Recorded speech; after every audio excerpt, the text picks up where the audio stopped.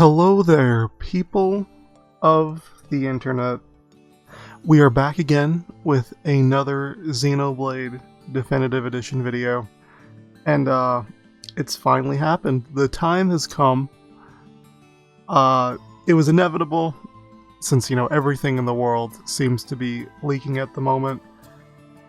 Xenoblade Definitive Edition has quote-unquote leaked. Now, it hasn't actually leaked, despite what some sources might tell you. The information we were given was very bare minimum, and it's a result of something that's not necessarily like a malicious file dump or big information dump or anything like that. So these new leaks actually come from 4chan, and they're relatively controlled. There's no story spoilers at all. I wouldn't do that to you guys. I don't want to do that. The game itself is like 20 days from coming away. If there are any story spoilers about Future Connected or any story changes, I probably won't even look them up. I'm going to be honest with you. I probably won't even look into them, and I definitely won't share them publicly on my YouTube channel.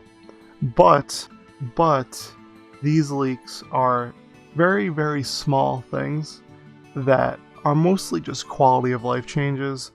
Nothing major, nothing game-changing, nothing that you'll lose your mind over hearing. We'll get into that a little bit after, but before we do, I want to talk about some things that have come out regarding the game, some new information that we've just learned between, the last video and this one. So first, there were two new gameplay trailers. I will play both of them in the video now, and I mean, they're pretty standard gameplay. Stuff we've already seen before, nothing from Future Connected.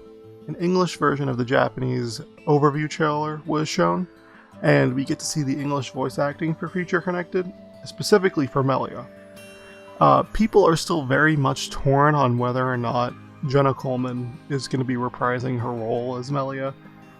I don't really know. Personally, I can't give a take. I can't tell if it's her, because, people's voices, they'll change over years. When you get older, when you get more mature, your voice tends to get a little deeper, a little bit different, and I can't fully say with confidence after hearing her say one sentence if that is in fact her. On top of this, we have gotten official information from the Xenoblade Japan Twitter that Nene is Kino's sister, so that's something to keep in mind. And Dunvan's English voice actor basically confirmed that he is not going to be in Future Connected. He went on Twitter and said that it has been years since he voiced a character in Xenoblade, so I'm assuming that means they didn't have him in the studio anytime last year or the year before to reprise his role as Dunvan in a future title. As well as this, something that I missed from the last video, apparently there are new armor sets that we have seen in one of the trailers, or pieces of promotional footage. And I think this one's a Shulk in a scuba diving outfit. Interesting, I guess. Okay, so with that said, let's talk about the quote-unquote leak that happened of Definitive Edition. I took a bullet for you guys. I made the executive decision to trudge into the recesses and the hell of the internet known as 4chan. I know, it's a disgusting, disgusting place. In any case, I went down to 4chan to see what the fuss was about this Xenoblade leak. And from what it seems, an anonymous leaker from the press received their copy of Xenoblade Definitive Edition for press review and gave like a screenshot of the title sequence for the Definitive Edition and Future Connected, and gave some small details to what features are in the game. Nothing story related, nothing spoiler in that sense, so there's nothing that you guys need to worry about here regarding any actual substantive spoilers. I'm not going to do that to you. I don't want to do it to myself, and I haven't seen anything like it yet, but these are just things that are features that you should expect in the game, based on what this individual in the press has shown us and has mentioned. Now, apparently the handheld resolution of Definitive Edition is pretty much the same as Torna and Xenoblade 2's, which is kind of disappointing. That was easily the worst part of Xenoblade 2 and Torna, was how just choppy and horrible it ran in handheld mode. The frame rate was bad, the colors were super washed out, the resolution was like, it looked sub HD, it just didn't look that good.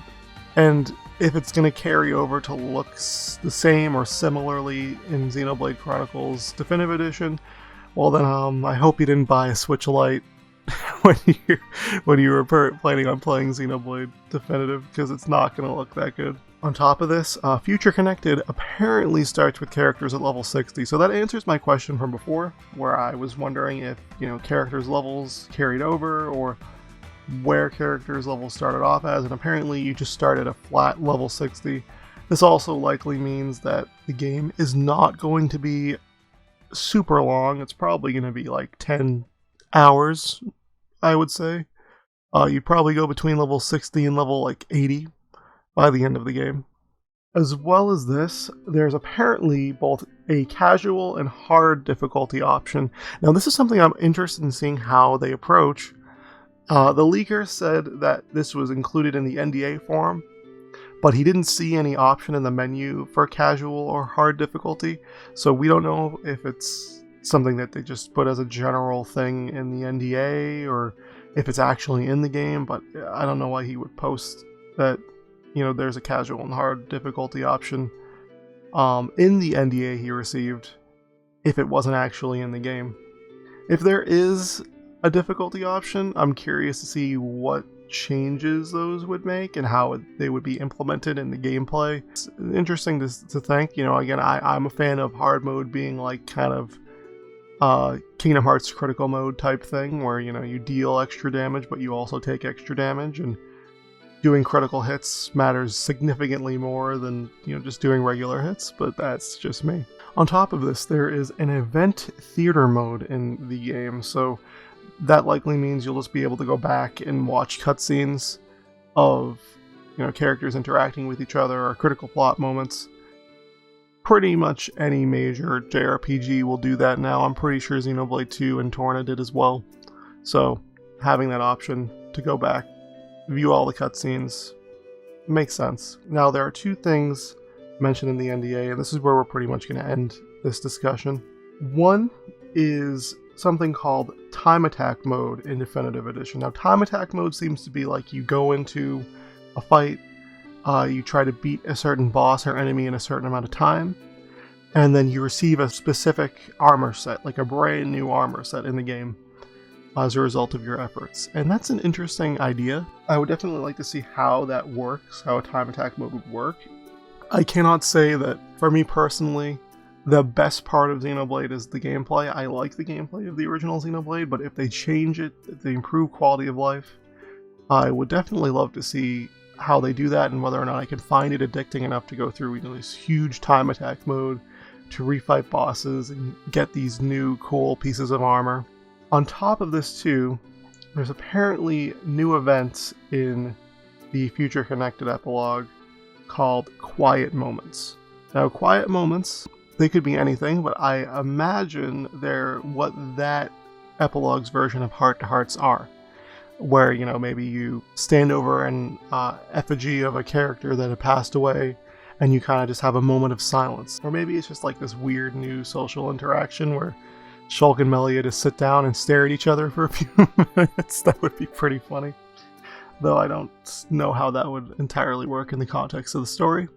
But I think there are moments of mourning in remembrance of the original Xenoblade, which I am 100% down for. I would love to see a bit of a reflective tone in the Future Connected epilogue regarding, characters that we've known and ones that we can kind of maybe see inner monologues about. Maybe these quiet moments are Shulk and Melia standing over the grave of a character and then maybe talking about the things that they liked about them or the things they remembered about them. So yeah, those are pretty much just the leaks that had come out regarding Future Connected and Definitive Edition. There really wasn't anything that came out that, was substantial, and I highly doubt that we will get a big leak like this unless a new leak comes out forward. Because this leaker seems to be someone who's genuinely kind of responsible. He doesn't seem to want to leak story information or be a dick. There's also a rumor that it broke street date in Mexico, but I don't think that's real. I haven't seen anything about it yet. Like, there's been no leak at all regarding any street date breaking or any story spoilers. Right now, I think that is the extent of it. We're really not seeing this huge floodgate of leaks open up, so you guys can be cautious about it. In any case, thanks for watching. I will see you guys in the next one.